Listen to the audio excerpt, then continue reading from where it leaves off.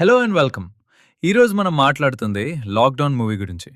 ఈ సినిమాలో మెయిన్ లీడ్గా అనుపమ పరమేశ్వరన్ కనిపిస్తుంది. సినిమా కాన్సెప్ట్ చూస్తే ఇదొక రియల్ ఇన్సిడెంట్ ఇన్స్పిరేషన్తో తీసిన స్టోరీ అని చెప్పొచ్చు.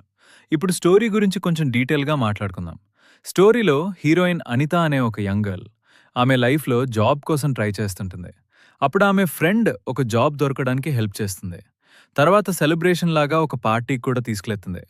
పార్టీ తర్వాత లైఫ్ నార్మల్గా నడుస్తుంది అని అనిత అనుకుంటుంది. కానీ 2 నెలల తర్వాత ఆమె హెల్త్ ప్రాబ్లం వల్ల హాస్పిటల్కి వెళ్ళినప్పుడు ఆమె ప్రెగ్నెంట్ అని తెలుస్తుంది. ఈ న్యూస్ అనితాస్ లైఫ్ని కంప్లీట్లీ షాక్లో పెట్టింది. ఎందుకంటే ఆమెకి ఈ ప్రెగ్నెన్సీ ఎక్స్పెక్టెడ్ కూడా కాదు. అప్పుడు అనిత ఒక ఇంపార్టెంట్ డిసిజన్ తీసుకుంటుంది. ఆమె అబార్షన్ చేయాలి అని డిసైడ్ అవుతుంది.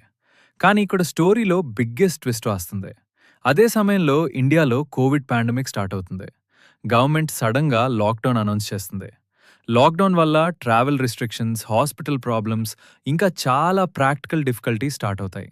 ఈ సిచ్యువేషన్లో అనిత ఎలా సర్వైవ్ అయింది? ఆమె డిసిషన్ని ఎలా హ్యాండిల్ చేసింది?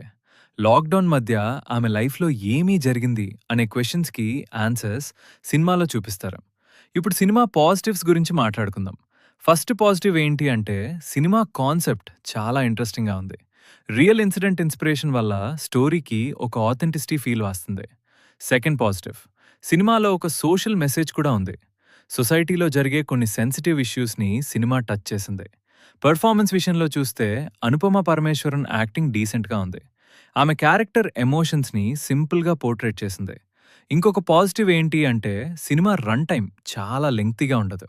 షార్ట్ రన్ టైం వల్ల మూవీ ఫాస్ట్గా ఫినిష్ అయిపోతుంది. ఇప్పుడు నెగటివ్స్ గురించి మాట్లాడితే మెయిన్ ప్రాబ్లం ఏంటి అంటే నరేషన్. సినిమా నరేషన్ కొంచెం డల్గా అనిపిస్తుంది. స్క్రీన్ ప్లే కూడా స్ట్రాంగ్గా డెవలప్ చేయలేదు అని ఫీల్ అవుతుంది. కొన్ని సీన్స్లో ఆడియన్స్ ఎంగేజ్మెంట్ తగ్గిపోతుంది. ఇంకా తెలుగు డబ్బింగ్ కూడా పర్ఫెక్ట్గా అనిపించాడు. వాయిస్ సింక్ కొన్ని ప్లేసెస్లో న్యాచురల్గా ఉండదు. మోస్ట్ ఇంపార్టెంట్ నెగటివ్ ఏంటి అంటే సినిమా ఎమోషనల్ ఇంపాక్ట్ స్ట్రాంగ్గా క్రియేట్ చేయలేదు. స్టోరీ సీరియస్ టాపిక్ మీద ఉన్నా కూడా ఆడియన్స్కి డీప్ ఎమోషనల్ కనెక్ట్ రావట్లేదు. ఫైనల్గా చెప్పాలి అంటే లాక్డౌన్ సినిమాలో కాన్సెప్ట్ బాగుంది. రియల్ స్టోరీ ఇన్స్పిరేషన్ కూడా ఉంది. కానీ ఎగ్జిక్యూషన్ స్ట్రాంగ్గా ఉండకపోవడం వల్ల సినిమా ఎక్స్పెక్టెడ్ ఇంపాక్ట్ ఇవ్వలేకపోయింది. ఓవరాల్గా చెప్పాలి అంటే ఇదొక real story with dull execution.